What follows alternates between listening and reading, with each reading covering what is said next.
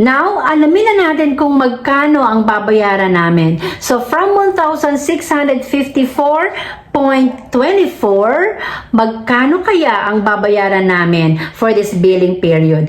Remember guys, I am expecting 2,500 to 2,700, which is very common for us kapag gumagamit kami lagi-lagi ng air condition. So, ready?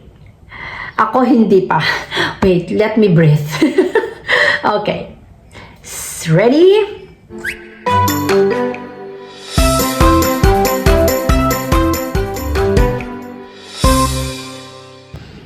Hello guys! Welcome back to my channel. So for today's video guys is just a continuation or an update regarding sa paggamit ng electric saver na to guys. Natatandaan niyo ba yung aking first vlog? This vlog guys, about sa pagbaba or kung paano nyo ba mapapababa ang inyong electric bill using this electric saver. And since marami sa inyo guys ang nag-request ng part 2, kung talaga bang bumaba ang aking electricity bill for the month of February or from January 16 to February 15.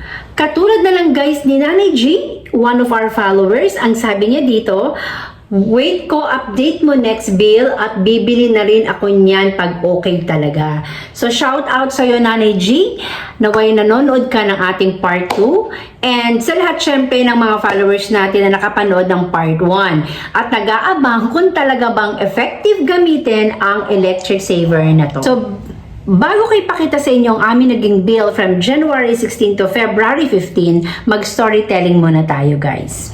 Naalala niyo ba guys yung aking vlog? This vlog regarding Enchanted Kingdom?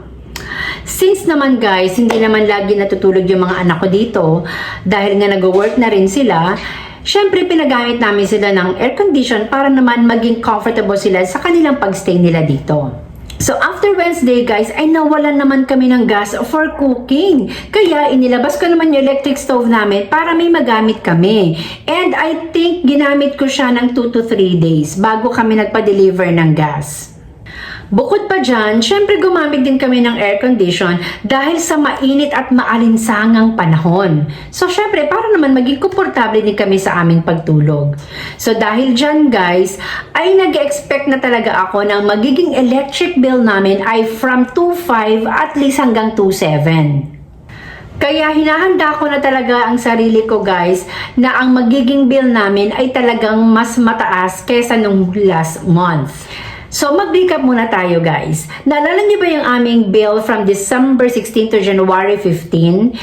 Ang aming naging bill from 2,000 to 1,600 at bumaba siya ng 400 pesos. At ngayon guys, alamin naman natin kung matutulungan ba o natulungan ba ako ng electric saver na mapapaba o at least ma-maintain man lang ang aking babayarang bill from January 16 to February 15 since nga naggamit namin ang aming air condition ng mas matagal na panahon. Kaya naman guys, I am really expecting at naka-mindset na talaga ako na tataas ang aming electric bill from 2,005 at least hanggang 2,700. And now, it's time to reveal our electric bill. Handa na ba kayo guys?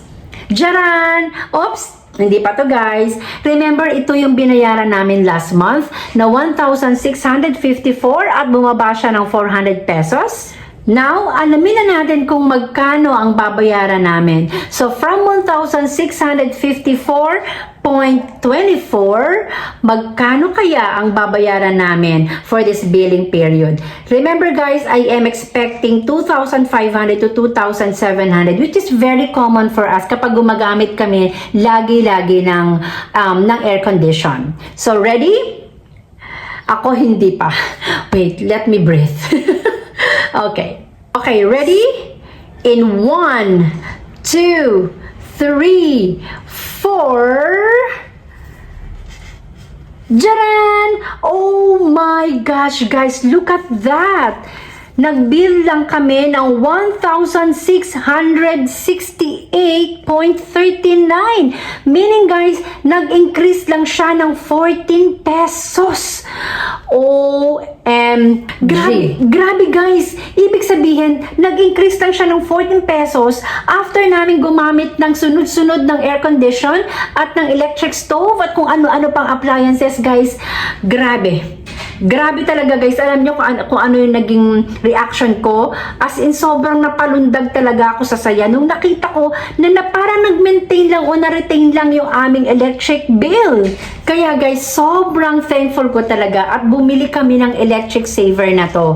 Hindi talaga kami nag-regret at all. Kasi naman guys, tingnan nyo naman guys, 2 consecutive months na talagang hindi kami binigo ng electric saver na to. So I hope na G ay nasagot namin ang iyong concern regarding the electric saver. At dun sa mga nagda-doubt pa at hindi pa sure kung gusto rin gumamit ng electric saver na to, I hope guys na nakatulong ang part 2 ng video na ito para sa inyo pong decision making. So that's it guys, and I hope na after watching this video ay maliwanagan na kayo kung gusto nyo ba o hinding i-try ang electric saver. Anyway, napaka-affordable lang naman niya at malay nyo guys, talaga nga bumaba ang inyong monthly. So thank you so much guys, and I hope to see you again on the next vlog. Please subscribe!